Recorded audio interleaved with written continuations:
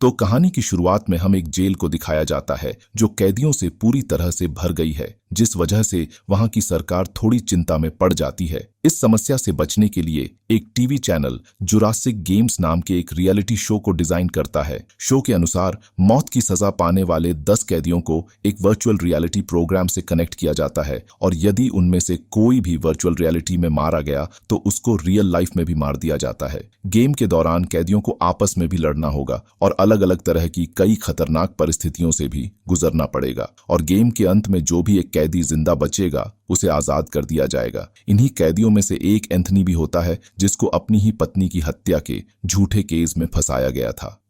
अब क्योंकि उसके बच्चों की देखभाल करने वाला कोई नहीं होता, इसलिए एंथनी खेल के निमंत्रण को एक्सेप्ट कर लेता है। खैर, खेल शुरू होता है और 10 कैदियों को एक स्टूडियो में ले जाकर सिमुलेशन से कनेक्ट कर दिया जाता है। सिमुलेशन से कनेक्ट होते ही सभी प्लेयर्स खुद को एक विशाल जंगल में पाते हैं, जहां मुखौटा पहने गेम का होस्ट उन्हें गेम के नियम समझाता है। वो बताता है कि यदि उन्होंने नियम तोड़ने की कोशिश की तो उनकी गर्दन पर लगे कॉलर्स की वजह से उनकी मौत हो जाएगी और तब उनकी रियल बॉडीज को भी वही दर्द महसूस होगा जो कि उनके द्वारा मारे गए लोगों को हुआ होगा। वो आगे बताते हुए कहता है कि उनका पहला टारगेट उन पेड़ों से कुछ मील दूर एक टेम्परेरी सेफ जोन तक पहुंचना है, जिसके लिए उनके कॉलर में लगा इंडिकेटर उनकी मदद करेगा। इंडिकेटर के हर एक कलर का अपना एक अलग मतलब है। लाल का मतलब है बहुत दूर, पीले का मतलब करीब और हरे का मतलब है कि उन्होंने टास्क कंप्लीट कर लिया है। जो भी प्लेयर 1 घंटे के अंदर सेफ जोन नहीं पहुंच पाएगा उसे रियल वर्ल्ड में सरकार द्वारा निर्धारित एक घातक इंजेक्शन देकर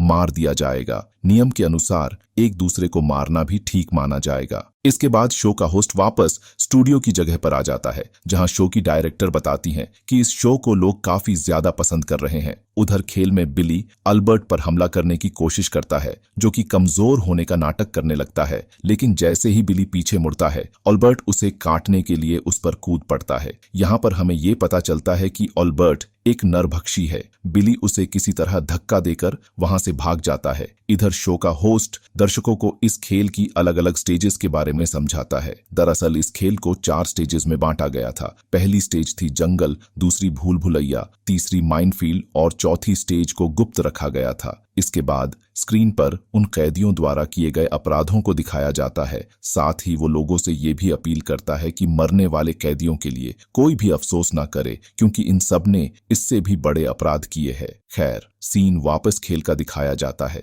जहां बिली जॉय को मारने के लिए उसकी गर्दन पकड़ लेता है, लेकिन तभी एंथोनी बिली को दूर धकेल देता है, जिससे उन दोनों की लड़ाई शुरू हो जाती है। अब क्योंकि बिली काफी बड़ा और ताकतवर होता है, इसलिए वो आसानी से एंथोनी पर काबू पा लेता है। तभी बिली उसकी आंखों पर धूल फेंककर उसे एक पत्थर से मारता है। इसी बीच जॉय पत्थर से वॉर करके बिली को मौत के घाट उतार देती है, जिसे देखकर एंथोनी को थोड़ा अजीब सा लगता है। जॉय ये भी बताती है कि वो सबको मारने के लिए ही यहाँ पर आई है। उनके जाने के बाद 2 छोटे डायनासोर बिली के शरीर पर टूट पड़ते हैं। उधर असल दुनिया में बहुत सारे लोग इस गेम को बंद कराने के लिए प्रदर्शन करने लगते हैं। इसी बीच रिपोर्टर लॉरा इंटरव्यू के लिए एंथोनी के बच्चों से मिलने जाती है, जहां पर उसकी बेटी एंथोनी को एक मैसेज भेजती है। वो कहती है कि उसे कुछ भी करके उनकी खातिर जिंदा रहना होगा। इधर सवाना अपने टेक्नीशियंस को डांटते हुए कहती है कि वे डायनासोर्स को खिलाड़ियों के करीब पैदा ना करें, क्योंकि इससे लोग उनके खिलाफ प्रदर्शन कर रहे हैं। उधर जंगल में एंथोनी और जॉय एक साथ चल रहे होते हैं, लेकिन जॉय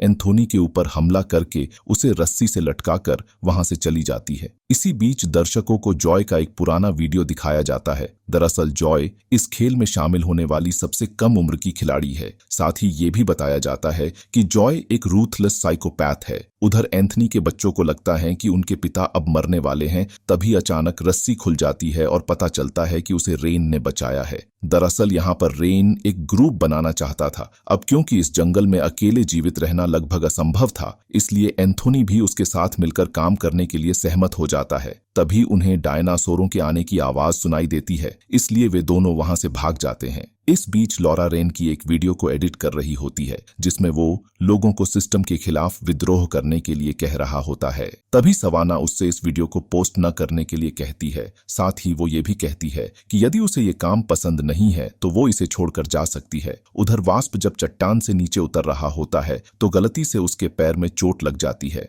फिर जैसे ही वो नीचे जमीन पर पहुंचता है तो मेसन ब्रदर्स उसे घेर लेते हैं और उसके नाम का मजाक उड़ाने लगते हैं। जब वे उस पर हमला करने की कोशिश करते हैं तो वास्प उन्हें दूर धकेल कर एक डील ऑफर करता है। वो कहता है कि अगर तुम दोनों जीतने में मेरी मदद करो तो तुम्हारी बीमार मां के इलाज का सारा खर्चा मैं उठाऊंगा। इसी बीच वहां पर कुछ डायनासोर आ जाते हैं, लेकिन क्योंकि तीनों का एक दिलचस्प आर्गुमेंट चल रहा था इसलिए होस्ट उन डायनासोर को गायब करवा देता है। इसके बाद वो दोनों भाई आपस में बहस करने लगते हैं क्योंकि छोटे भाई को वास्प की बातों पर बिल्कुल भी विश्वास नहीं होता, लेकिन बड़े भाई के काफी समझाने के बाद वो ये डील एक्सेप्ट करके वास्प की टीम में शामिल हो जाता है। उधर स्टूडियो में होस्ट दर्शकों को बताता है कि मेसन भाइयों की मां कल ही मर चुकी है। उधर एंथोनी और रेन काफी तेजी से दौड़ते हैं और डायनासोर से बचते बचाते सेफ जोन तक पहुंच जाते हैं। थोड़ी ही देर के बाद बाकी बचे खिलाड़ी भी उस मिस्टीरियस रूम तक पहुंच जाते हैं जहां वे एक बार फिर से लड़ना शुरू कर देते हैं, इसलिए होस्ट कॉलर की मदद से उन सभी को बेहोश कर देता है। इसके बाद जब खिलाड़ी जागते हैं तो खुद को एक स्क्रीन से बंधा हुआ पाते हैं। तभी शो का होस्ट भी अगली स्टेज को शुरू करने के लिए वहां पर आ जाता है। वो बताता है कि इन जंजीरों से बचने के लिए उन्हें स्क्रीन पर बने भूल भुलैया को सॉल्व करना होगा और जो भी सबसे पहले ऐसा करेगा उसे एक वेपन दिया जाएगा। इतना सुनते ही सभी खिलाड़ी तुरंत भूल भुलैया पर काम करना शुरू कर देते हैं। अनफॉर्चुनेटली अल्बर्ट सबसे पहले भूल भुलैया को सॉल्व कर देता है, जिसके बाद वो तुरंत हथियार उठाकर वास्प के पैर में गोली मार देता है। जब रेन उसे शांत करने की कोशिश करता है तो अल्बर्ट उस पर भी गोली चला देता है, लेकिन रेन समय रहते नीचे बैठ जाता है जिस वजह से वो बच जाता है। इसी बीच एंथोनी भी भूल भुलैया को सॉल्व कर देता है और अल्बर्ट को नीचे गिराकर उससे वो वेपन छीन लेता है, लेकिन वो अल्बर्ट को शूट नहीं करता। तभी अचानक वहां पर कुछ डायनासोर आ जाते हैं जिस वजह से सब लोग जल्दी से पहेली को सॉल्व करने की कोशिश करने लगते हैं ताकि वह असली भूल भुलैया में जा सके। इसी बीच जब रेन पहेली को सॉल्व नहीं कर पाता तो एंथोनी उसकी चेन पर गोली चला देता है और वे एक साथ भूल भुलैया में चले जाते हैं, लेकिन अंदर काफी अंधेरा और धुंधला होने की वजह से रेन और एंथोनी एक दूसरे से अलग हो जाते हैं। वहीं बाकी बचे खिलाड़ी भी उन भूल भुलैया वाले अनगिनत गलियारों में खो जाते हैं। इसी बीच रेन गलती से वापस उसी मेन कमरे में पहुंच जाता है जहां काफी सारे डायनासोर होते हैं। रेन अपनी मार्शल आर्ट दिखाकर बचने की पूरी कोशिश करता है, लेकिन थोड़ी ही देर बाद वे जानवर उसे नीचे गिराकर अपना खाना बना लेते हैं। इसके बाद वो डायनासोर असली भूल भुलैया में पहुंच जाते हैं। अंदर जाकर एक डायनासोर छुपी हुई स्टेफनी को देख लेता है, लेकिन इससे पहले कि वो कुछ कर पाता एंथोनी उस जानवर को गोली मार देता है, जिस वजह से आवाज सुनकर बाकी के जानवर भी उनका पीछा करने लगते हैं। ये देखकर एंथोनी और स्टेफनी के साथ साथ बाकी के लोग भी तेजी से आगे की तरफ भागने लगते हैं। थोड़ी देर भागने के बाद वे एक डेड एंड तक पहुंच जाते हैं। तभी स्टेफनी की नजर एक जाली पर पड़ती है जिसे एंथोनी गोली मारकर खोल देता है और वे एक एक करके वहां से बाहर निकलने लगते हैं। एंथोनी सबसे आखिर में चलता है और बाहर जाते टाइम डायनासोरों को मारता रहता है। फिर जैसे ही ये सब एक रेगिस्तानी इलाके में आते हैं तो अल्बर्ट वेपन चुराने के लिए एंथोनी पर कूद पड़ता है, लेकिन इसका कोई फायदा नहीं होता क्योंकि गोली खत्म हो गई होती है।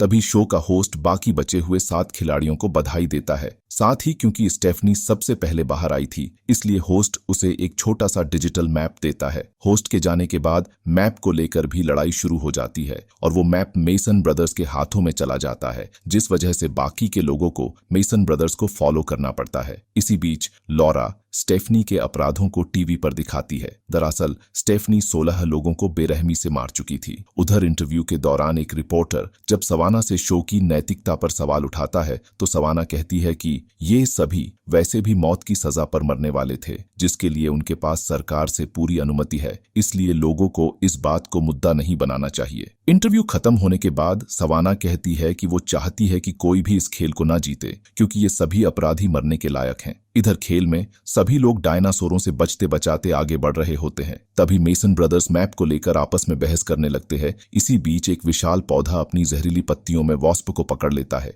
जब वे उसके चिल्लाने की आवाज सुनते हैं तो उन भाइयों में से एक पौधे पर मुक्का मारकर वास्प को नीचे खींच लेता है, लेकिन तब तक वास्प गंभीर रूप से घायल हो जाता है, जिस वजह से वास्प को गुस्सा आ जाता है और वो कहता है कि वो कभी भी उनकी मां का इलाज नहीं करवाने वाला था, जिसे सुनकर बड़ा मेसन उसे जान से मार देता है। इसके बाद बड़ा मेसन कहता है कि वो ये खेल छोड़ना चाहता है, लेकिन उसका भाई उसे ऐसा करने से मना कर देता है। इसी बीच मौके का फायदा उठाकर स्टेफनी मैप को वापस उठा लेती है, जिसकी मदद से बाकी के बचे 6 खिलाड़ी आगे बढ़ते हैं, लेकिन तभी एक इनविजिबल बैरियर उनका रास्ता रोक देता है। तभी शो का होस्ट वहां आकर उन्हें अगली स्टेज के बारे में बताता है। वो बताता है कि सामने रखे उस बॉक्स में चाकू और वेपन्स रखे हुए हैं, जिस तक पहुंचने के लिए तुम्हें इस एरिया को पार करना होगा। उसी टाइम वहां पर एक डायनासोर प्रकट होता है और अचानक से विस्फोट हो जाता है, जिससे उन्हें यह पता चलता है कि इस एरिया में माइंस बिछाए हुए हैं, जिससे बचने के लिए उन्हें इस मैप की सहायता लेनी पड़ेगी।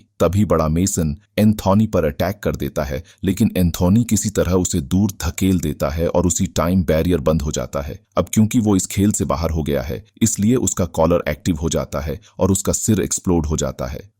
इसके बाद वे सब ऊपर उड़ रहे क्रीचर्स से बचते हुए धीरे धीरे आगे बढ़ते हैं। अब बाकी सब तो बच जाते हैं, लेकिन एक क्रीचर छोटे मेसन को उठाकर माइन के ऊपर गिरा देता है, जिससे उसकी मौत हो जाती है। वे चारों जल्दी से बॉक्स के पास पहुंचते हैं, जहां पर स्टेफनी चाकू और बारूद दोनों को हथियाने में सफल हो जाती है। थोड़ी देर बाद एंथोनी, स्टेफनी और अल्बर्ट तीनों एक साथ जंगल में होते हैं, लेकिन जॉय कहीं दिखाई नहीं देती, जिस पर एंथोनी उसे ढूंढने के लिए जाता है, लेकिन स्टेफनी उसे वेपन देने से मना कर देती है। इधर जब एंथोनी जॉय के पास पहुंचता है तो वो उसे अपनी वाइफ की कहानी सुनाने लगता है। वो बताता है कि उस रात एक आदमी ने दरवाजा तोड़कर उसकी वाइफ की हत्या कर दी और इन्वेस्टर्स ने इसे घरेलू हिंसा मानकर सारा आरोप एंथोनी के ऊपर डाल दिया। साथ ही वो जॉय से कहता है कि तुम मेरी बेटी से कुछ ही साल बड़ी हो, लेकिन जॉय को इससे कोई फर्क नहीं पड़ता। तभी उन्हें किसी के चीखने की आवाज आती है। जब वे उस जगह पहुंचते हैं तो देखते हैं कि अल्बर्ट स्टेफनी को काट रहा था। ये देखकर एंथोनी तुरंत उस पर कूद पड़ता है और उसे लड़ने लगता है, लेकिन अल्बर्ट उस पर लकड़ी के टुकड़े से वार करके उसे घायल कर देता है। साथ ही अल्बर्ट बचे हुए लोगों को मारने के लिए हथियार भी चुरा लेता है, जिस वजह से सब लोग वहां से भागने लगते हैं। इसी दौरान एंथोनी को चट्टानों के पीछे छिप जाता है और जानबूझकर चट्टानों पर अपना खून लगा देता है। जब अल्बर्ट खून का पीछा करते हुए आता है तो एंथोनी उस पर हमला कर देता है, जिससे उसका हथियार हाथ से छूट जाता है। अब वो दोनों फिर से लड़ना शुरू कर देते हैं और उस वेपन को उठाने की कोशिश करने लगते हैं, लेकिन वो वेपन चट्टान से नीचे गिर जाता है। जब अल्बर्ट उसे उठाने के लिए नीचे जाता है तो अचानक भयानक कीड़े उसे घेर लेते हैं और उसका मांस खा जाते हैं। उधर स्टूडियो में होस्ट एक महिला से बात करता है जो जोर जोर से रो रही होती है, क्योंकि उसके पति को अल्बर्ट ने मार डाला था। लेकिन जब वो अल्बर्ट को मरते हुए देखती है तो वो चुप हो जाती है। इसी बीच लॉरा गार्ड से मिलती है और एक छिपे हुए वेपन को टच करती है। उधर काफी चोट लग जाने की वजह से एंथोनी और स्टेफनी को आगे बढ़ने में काफी दिक्कत होती है।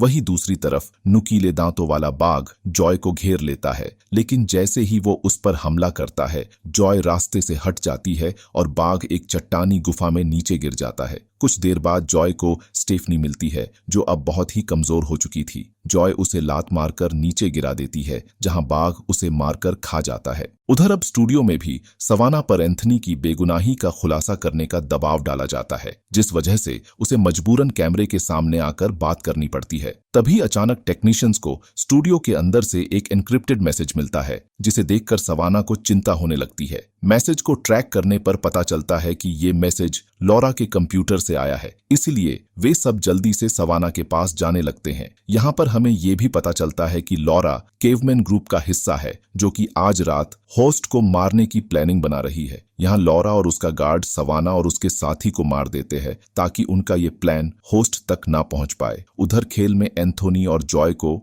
रेगिस्तान में ले जाया जाता है, जहां उन्हें तुरंत ही बेहोश कर दिया जाता है। जब वे जागते हैं तो देखते हैं कि वो दोनों जंजीर से बंधे हुए हैं और शो का होस्ट भी वहीं पर है। वो कहता है कि उनके चारों ओर बने लाइट के घेरे को जो भी पहले पार करेगा वो जीत जाएगा, जिसके लिए उन्हें रेत में छिपी चाबियों को ढूंढकर जंजीरों को खोलना पड़ेगा। होस्ट के जाते ही एंथोनी तुरंत चाबी ढूंढने लगता है, लेकिन जॉय उसे मारना शुरू कर देती है। वो कहती है कि मैं सिर्फ तुमसे मिलने के लिए ही इस खेल में आई थी और तुम्हारी वाइफ को भी मैंने ही मारा था। ये सुनकर एंथोनी गुस्से में आग बबूला हो जाता है और जॉय को बेरहमी से मारने लगता है। दूसरी तरफ शो का होस्ट नहीं चाहता कि ये खेल इतनी जल्दी खत्म हो जाए, इसलिए वो अपने टेक्नीशियंस को डायनासोर भेजने के लिए कहता है, जिस वजह से वो दोनों लड़ाई छोड़कर अपनी अपनी चाबी ढूंढने लगते हैं। तभी जॉय अपनी चाबी ढूंढ लेती है और अपनी जंजीर को भी खोल लेती है, लेकिन इससे पहले वो वहां से भाग पाए, शो का होस्ट डायनासोर भेजकर उसका रास्ता रोक देता है। इस बार इन डायनासोर को बिल्कुल रियल डायनासोर की तरह प्रोग्राम किया जाता है, जिस वजह से ये डायनासोर आपस में ही लड़ना शुरू कर देते हैं। लड़ते लड़ते एक डायनासोर जॉय की जंजीर के ऊपर गिर जाता है, जिस वजह से वो वहीं पर फंस जाती है। उधर एक डायनासोर एंथोनी को नीचे गिरा देता है, जिससे उसका हाथ किसी चीज से जाकर टकराता है। दरअसल ये चीज कुछ और नहीं बल्कि उसकी चाबी होती है। वो जल्दी से ताला खोलकर वहां से भागने लगता है। तभी जॉय भी अपनी जंजीर छुड़ाने में कामयाब हो जाती है और सर्कल की तरफ भागने लगती है। हालांकि उसके सर्कल क्रॉस करने से पहले ही टाइम खत्म हो जाता है और कॉलर के फटने से जॉय का सिर फट जाता है। दूसरी तरफ एंथोनी जंप करके अपने शरीर का कुछ हिस्सा सर्कल से बाहर निकालने में कामयाब हो जाता है और इस खेल को जीत जाता है। उसकी इस जीत का पूरे देश के लोग जश्न मनाते हैं। उधर स्टूडियो में लॉरा टेक्नीशियन को गन पॉइंट पर लेकर एंथोनी को सिमुलेशन से बाहर लाने के लिए कहती है। साथ ही वो ये भी घोषणा करती है कि इसके बाद ये खतरनाक खेल अब और नहीं होगा। फिर वो और उसका गार्ड शो के होस्ट को सिमुलेशन से जोड़ने के लिए कहते हैं और वो डायनासोर के साथ रेगिस्तान में दिखाई देता है। जब एक टेक्नीशियन इसे रोकने की कोशिश करता है तो लॉरा उसे गोली मार देती है, जिस वजह से स्टूडियो में भगदड़ मच जाती है। इसके बाद लॉरा दूसरे टेक्नीशियन की मदद से एक बार फिर से गेम को सिमुलेशन पर रखती है, जहां सब लोगों के सामने डायनासोर शो के होस्ट को निगल जाता है। तभी एंथोनी जाग जाता है, लेकिन तब तक गार्ड्स भी स्टूडियो में घुस जाते हैं। इसके बाद एक भयंकर गोलीबारी होती है, जिसमें लॉरा की भी मौत हो जाती है। इसके कुछ दिनों बाद हम देखते हैं एंथोनी अब बिल्कुल ठीक है और अपने परिवार के साथ घर वापस आ गया है। इसी के साथ ये इंटरेस्टिंग मूवी यहीं पर खत्म हो जाती है।